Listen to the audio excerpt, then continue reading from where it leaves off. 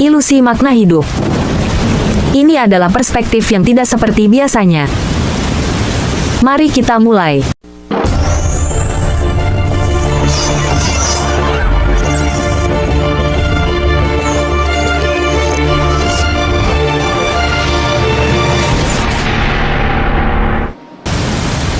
Pernah nggak sih, lo ngerasa capek? Bukan capek fisik abis lari maraton, tapi capek yang aneh. Capek karena lo terus-terusan nanya ke diri sendiri, gue ini hidup buat apa sih? Atau kapan ya gue nemu tujuan hidup yang bener-bener pas?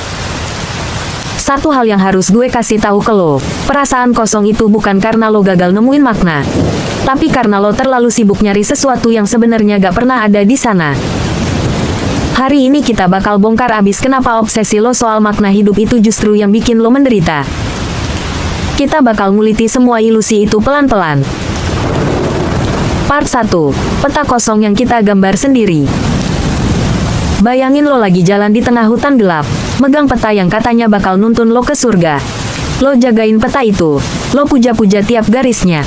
Tapi bagaimana kalau ternyata pas lo lihat lebih dekat di bawah cahaya? Kertas itu ternyata kosong. Garis-garis yang lo lihat, itu cuma coretan ketakutan lo sendiri yang lo anggap sebagai wahyu. Dunia ini, semesta ini, mereka itu acuh tak acuh. Alam semesta gak benci sama lo, tapi dia juga gak sayang sama lo. Dia gak tahu lo ada. Lo menderita bukan karena dunia ini kejam, tapi karena lo maksa dunia yang berantakan ini untuk punya aturan yang sesuai sama ego lo. Kita ini makhluk malang yang terus-terusan gali lubang di tanah kering, berharap nemu harta karun. Padahal yang kita gali itu cuma kuburan buat kebahagiaan kita sendiri. Part 2. Makna adalah candu penenang. Jujur aja, makna itu sebenarnya cuma candu yang dibungkus rapi pakai label moral, agama, atau tujuan besar. Kenapa? Karena kita takut. Kita takut kalau ternyata semua penderitaan kita itu gak ada artinya. Kita pengen percaya kalau air mata kita itu bisa ditukar sama pahala atau surga kecil di kepala kita. Kita kasih nama ketakutan kita dengan sebutan harapan. Kita kasih nama kehampaan kita dengan sebutan Tuhan. Kita bikin narasi biar kita gak pingsan pas ngelihat betapa dalamnya jurang absurditas di depan mata. Lo nyari makna bukan karena lo butuh kebenaran, tapi karena lo butuh benteng biar logika lo gak runtuh. Lo butuh alasan buat bangun pagi, padahal hidup itu sebenarnya gak butuh alasan. Dia cuma terjadi, kayak badai, atau kayak daun yang membusuk. Part 3. Kutukan menjadi terlalu sadar. Coba lo lihat kucing di pinggir jalan atau burung di langit. Mereka gak pernah ikut seminar motivasi. Mereka gak pernah depresi karena belum nemu passion. Mereka makan, tidur, kawin, dan mati dengan sangat tenang. Lucunya, kita manusia yang katanya makhluk paling cerdas, justru mengubah setiap napas jadi perdebatan metafisik. Kita ngerasa keren karena sadar, padahal kesadaran itu yang bikin kita ngerasa terasing. Kita pengen memahami hidup, padahal hidup itu gak pengen dipahami. Hidup cuma mau dijalanin. Kita memeluk penderitaan kita kayak meluk pacar yang toksik, susah dilepas karena kita ngerasa kalau gak ada penderitaan, kita gak punya cerita buat dijual ke orang lain. Part 4. Moralitas sebagai pagar ketakutan.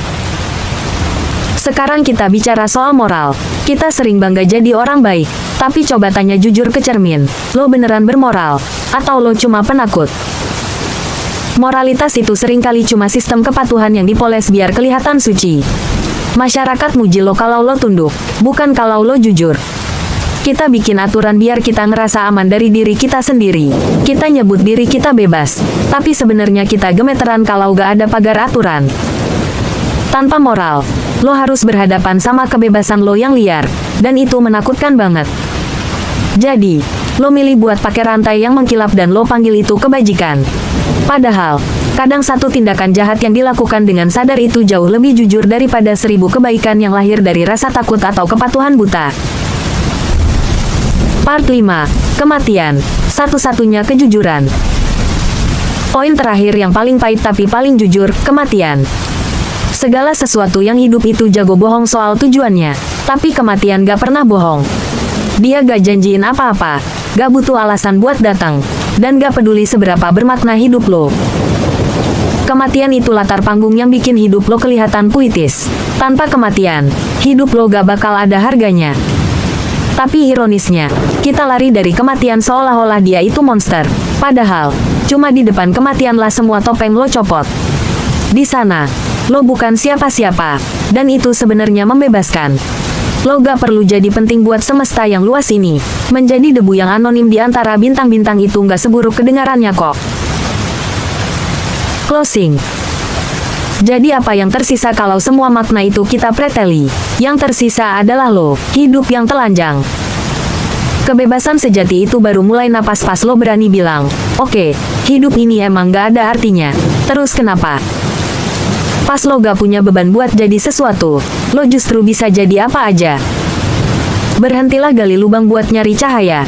Cahayanya itu ya diri lo yang lagi duduk atau rebahan sekarang. Yang lagi dengerin suara gue.